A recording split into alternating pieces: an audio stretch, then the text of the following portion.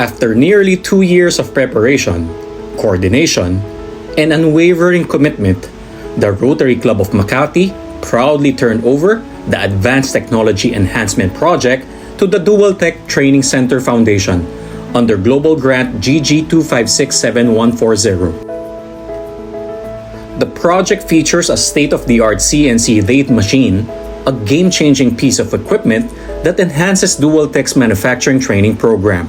There are 5 wheels, 5 small, medium, large, so that automatic changes depending on the programming.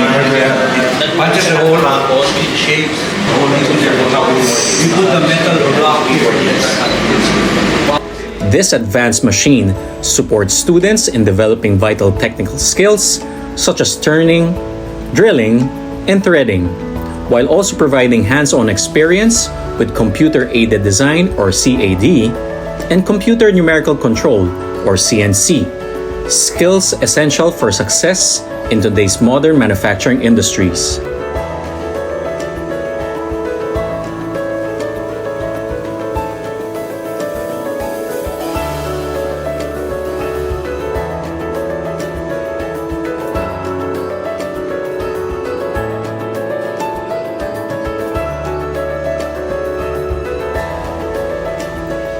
On June 14, the official turnover ceremony was held at the Dualtech campus.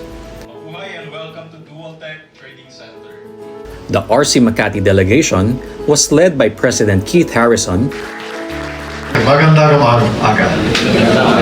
Magandang umaga. Sorry. We are really excited to see this machine and how it works, and we're very pleased, and I'm very pleased to be here. Indeed, in my case, the first time to be able to see it is actually here. So thank you very much.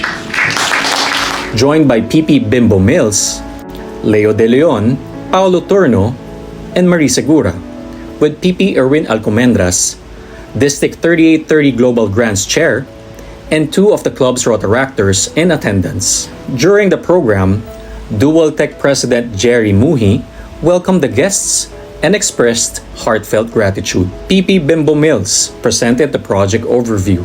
This project was born out of the initial appreciation of the need for advanced preparation for you guys. While Joel Del Rosario, Director for Fundamental Skills Training, shared that more than 2,000 students are expected to benefit from the machine this year alone. Particularly on how to prepare our students to become future ready. Currently, we have 2,500. This is the end of July.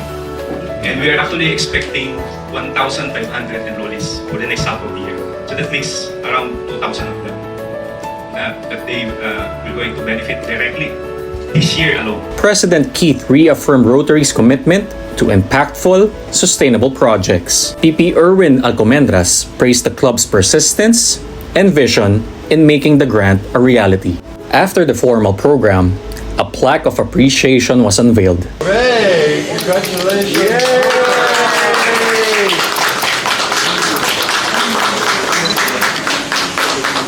And with that, we can now enter the CNC room. Honoring all Rotary partners.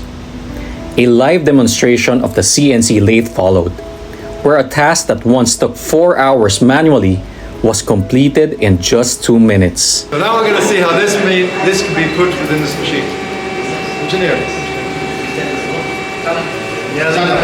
Powerfully demonstrating the machine's impact on training and productivity.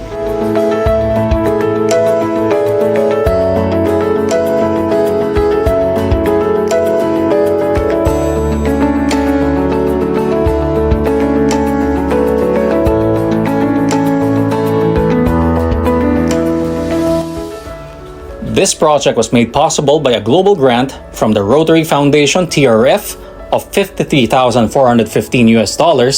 Funding was from RC Makati with $21,415 US, RC Cheonan Ssangbong South Korea with $5,000 US, TRF District 3620 South Korea with $11,000 US, TRF District 3830 Philippines with $4,000 US, TRF World Fund with $12,000 US.